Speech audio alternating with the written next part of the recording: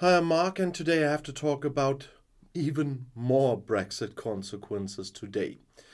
For more than 19 hours at the weekend, some British travellers had to wait in kilometres of traffic jams outside the port of Dover. One consequence of leaving the EU, says opposition leader Keir Starmer.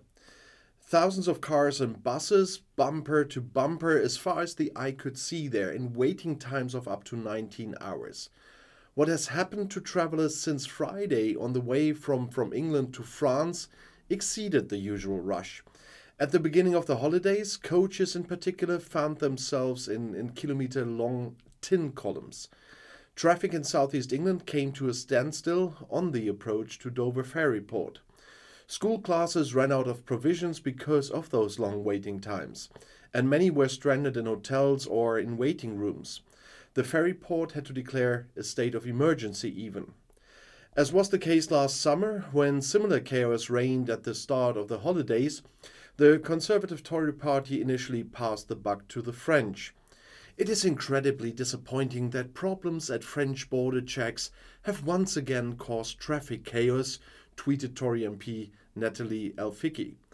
It is an allegation that Paris rejected in July 2022 already. France is not responsible for Brexit, said French Transport Minister Clément Beaune at that time already. It's Britain's exit from the EU to blame for the chaos in Dover. It was a question that the controversial Conservative Home Secretary Suella Braverman had to answer for days. And this, she pointed to bad weather conditions and vehemently denied any connection to Brexit. Operations at the border were generally working well, and the politician provoked a lot of mockery here. Alistair Carmichael, a Liberal Democrat MP, said she denied the impact of the Conservative government's deal with Europe on their borders. They always blame the others, he says. And Braverman lives, as always, on another planet, scoffed Green MP Caroline Lucas. On Twitter, Brits also contrasted Braverman's statements with the comments of the Dover ferry port boss Doug Bannister. Although he also blamed the high number of travellers after the pandemic for the chaos, he also emphasized that since Brexit, every passport has to be checked carefully before a vehicle or passenger can enter the EU via France, and that makes processing difficult. British people had to show their passports before Brexit, said Simon Calder, a British travel journalist, though. However, since Great Britain left the EU, the length of time Britons can stay on the continent has been limited. Therefore, the French border officials would have to check and stamp each page of the passport carefully. With a busload of 50 people, that takes a long time. And if dozens of buses arrive at the ferry port, this means serious problems. Anyone who has ever been to Dover knows how crammed it is there. This place was never designed for an EU external border. But now we have one, said Calder. The situation in southeast England eased again on Monday. However, port officials fear the queues could be even longer this year. And finally, the EU plans to introduce the entry-exit system, the EES, in November. 4 fingerprints are to be scanned and a photo taken from all non-EU citizens on the French side at the border in order to track travellers in the future. If the system is to save time in the long term, it will initially cause delays, as experts emphasize, especially at the port of Dover. On Monday, a UK government spokesman admitted that the new processes would take more time after Brexit. The Dover port management had previously announced that although the end of the pandemic restrictions would also benefit the volume of traffic, the traffic jams are also due to the border checks required by Brexit, and I explained them earlier. Brexit and its negative consequences for citizens and the economy have become something of a taboo subject in Great Britain. In media reports there, the exit from the EU is often only mentioned under other circumstances, for example, in addition to the consequences of the pandemic and the effects of the Ukraine war.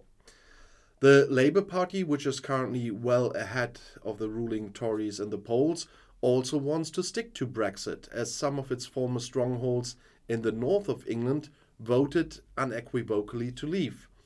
Starmer emphasized in the LBC interview that he did not want to turn back Brexit. I've always said there's no reason to rejoin now, he said. However, the fact that the situation was accompanied by new processes at the border must be clearly stated. And on the British side, there's a lot not been done yet in preparation for Brexit, and we all know this.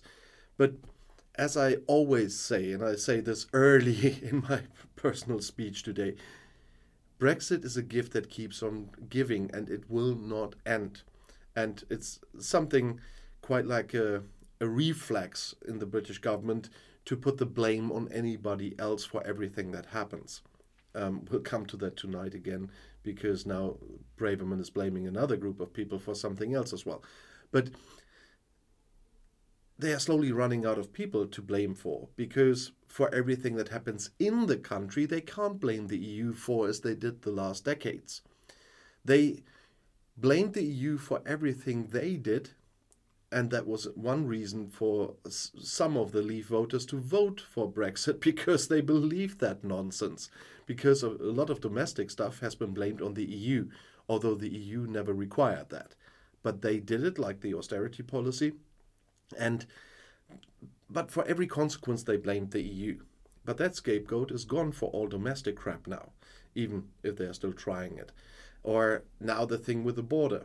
Yeah, of course, it is the checks of the EU to protect their borders. The EU didn't have to take back, they are having control of their borders, and of course they're using the control of their borders. They want to know who comes into their borders. Yeah, we don't let anybody in. And as a member of a third country, you can only stay for a limited time in Europe. And the border guards of every EU member state have to make sure that the laws are followed and that the people obey the laws. And that takes longer if you don't have a passport that allows you some quick entry.